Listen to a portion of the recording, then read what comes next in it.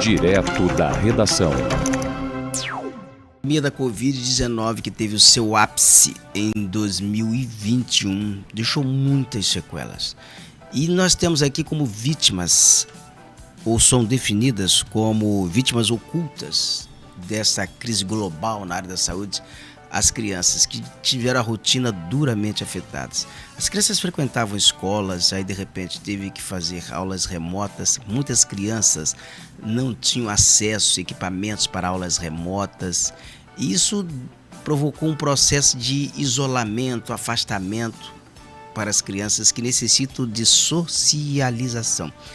E eu sempre estou aqui com dois coleguinhas que acompanham o programa, que já está agora a caminho da escola, que é o Tutu e o Toya, que é o Arthur, que são duas crianças, e eles acompanham, porque a mãe vai levar à escola, estão sempre acompanhando o programa. E estão sempre interagindo conosco aqui pelo YouTube, que eles acompanham pelo YouTube no carro. E o Tutu e Toya são de Macaé, e no período da pandemia, crianças como o Tutu e Toya, elas tinham que estudar em casa, tinham que ter o equipamento para fazer aulas remotas. E até então a criança, apesar de ser muito íntima de equipamentos digitais, mas a aula remota foi um fato novo na vida da criança, assim como o trabalho remoto foi um fato novo na vida de muita gente. E a gente tem aqui uma série de reportagens especial que vai resgatando esses dados do período pandêmico, da pandemia, ou do período mais crítico da pandemia, que vai resgatando essas histórias e essas experiências isoladas. Porque neste ano de 2025 completam-se 5 anos desde que enfrentamos a pandemia da Covid-19. Ela começou em 2020, né? Foi 2020 ou 2021, foram os períodos mais críticos da pandemia, 2020 e 2021. Foi o período em que se acelerou muito o número de internações, de mortes. E esses resgates, eles são importantes, essas reportagens, porque a nossa memória, ela é muito sobrecarregada. E às vezes a gente tem apagão histórico de memória. Mas vamos aqui ao resgate desses dados da pandemia. Mas vamos aqui à primeira reportagem. A rotina durante a pandemia era só levantar, comer, e o meu pai, ele trabalhava, o único celular que eu tinha era o dele. E não dava para me assistir às aulas, só às vezes. Então eu não assistia e levava muita falta. Quase que eu reprovei também por causa disso e foi muito ruim.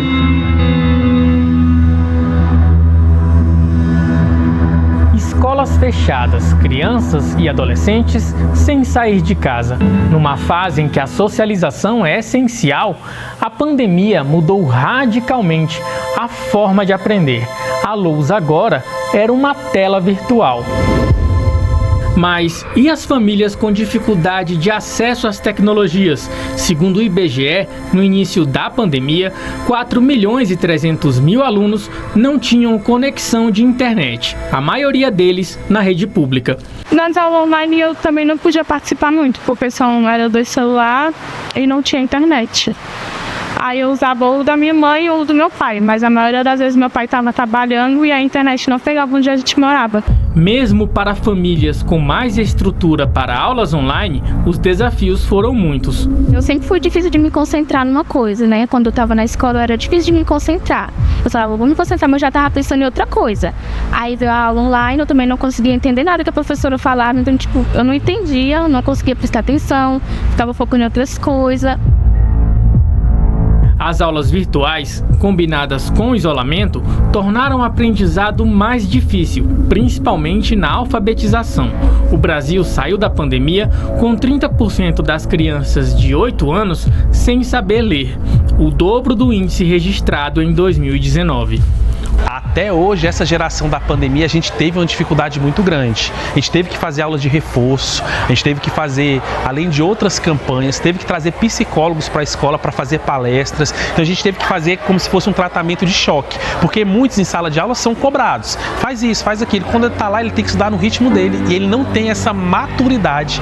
A servidora pública Michele Pimenta precisou conciliar o home office com as demandas dos filhos Guilherme, que na época tinha 10 anos, e Luísa, que tinha 6 e estava na alfabetização. Foi um período bem triste mesmo, porque não dava tempo, a gente não sabia manusear a ferramenta que tinha naquele momento, a escola também não sabia, tinha várias intercorrências, caía sinal, caía o programa, né? E a gente tinha que correr atrás de tudo isso para fazer dever de casa, manter a criança naquele período que estava estudando sentadinha, né? Olhando para a tela, para tentar aprender junto com a professora. Então eu corria para um lado, ajudava um, ia para o outro, ajudava o outro e tentando fazer o melhor possível, mas foi bem sofrido. Ih, Guilherme, peraí que agora eu vou ali. Só um instante. É só colocar aquilo.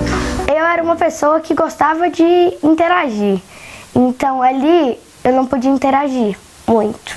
Então não foi bom nessa época. Eu tenho a memória da minha mãe tendo que ficar com a professora para ela conseguir me explicar um conteúdo de matemática que eu não estava conseguindo entender.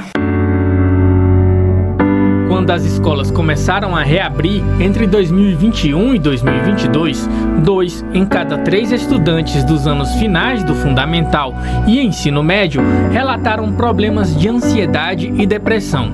Os sintomas mais comuns eram dificuldade de concentração, cansaço, problemas para dormir e perda de confiança em si mesmo. As minhas crises de ansiedade começaram porque eu me sentia muito insuficiente na escola. Eu me sentia burra, eu me sentia isolada, eu me sentia mal comigo mesma. Quando a primeira aula presencial começou, a gente voltou para as escolas em fase de teste ainda. Eu vi um conteúdo na lousa que eu não conhecia. Eu conhecia, sabia o que era, mas eu não conseguia resolver. As minhas mãos a ficar suadas, minhas pontas dos pés ficarem dormentes, minha vista começou a embaçar, eu comecei a parecer que tinha alguém segurando assim meu coração e meu peito, meu coração estava acelerado, eu não conseguia respirar. Apesar das crianças e adolescentes não terem sido as principais vítimas diretas da Covid-19, a gente fala que eles foram as vítimas ocultas. E justamente porque os adolescentes e as crianças perderam muito o estilo de vida que eles tinham antes da pandemia, pelo isolamento social, pela mudança de rotina. Eu era muito nova para entender isso, eu era criança que era para estar brincando na rua, brincando de boneca e essas coisas, né? Mas infelizmente não deu.